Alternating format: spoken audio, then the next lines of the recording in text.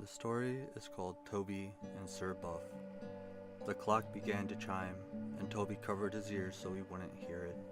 He didn't want to count the chimes. He didn't want to know it was bedtime. "Toby," his mom called to him from the kitchen, "pick up your toys now and start getting ready for bed. I'll be up in a minute." "Do I have to, Mom?" Toby asked. "Yes, you do," Mom said. Toby gave a long, long sigh and slowly began to pick up his toys. He carried them to his room more slowly still, then dragged his feet to the bathroom and brushed his teeth for 10 whole minutes. When his arm had fallen asleep from brushing for so long, he took his time finding the perfect pajamas to sleep in. Finally, he went over to the table by his bed and opened a drawer. "I hope it still works," he whispers. He pulled a flashlight out of the back of the drawer and turned it on. The light was bright. "Good," Toby said.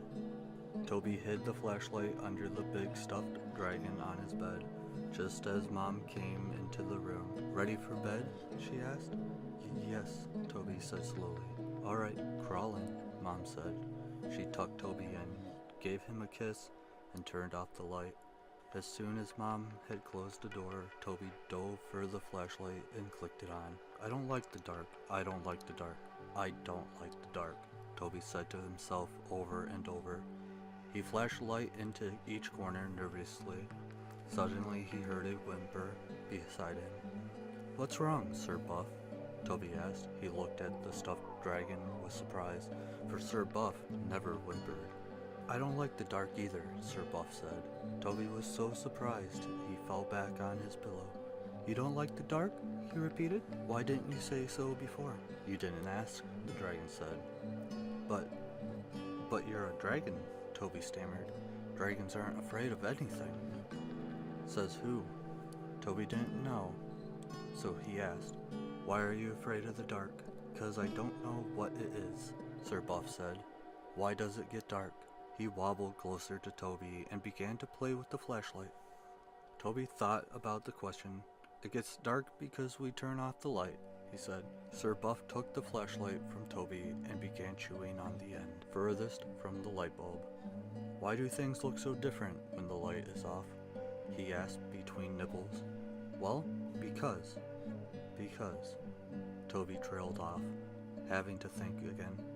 He couldn't believe that his favorite stuffed animal was afraid of the dark. He wanted so much to comfort him. What could he say to Sir Buff's question? Toby cleared his throat. "Everything looks different in the dark because we can't see any colors," he said. "Since everything is dark, everything is one color, black." The dragon spit out a little chunk of plastic and handed the slobbery flashlight back to Toby.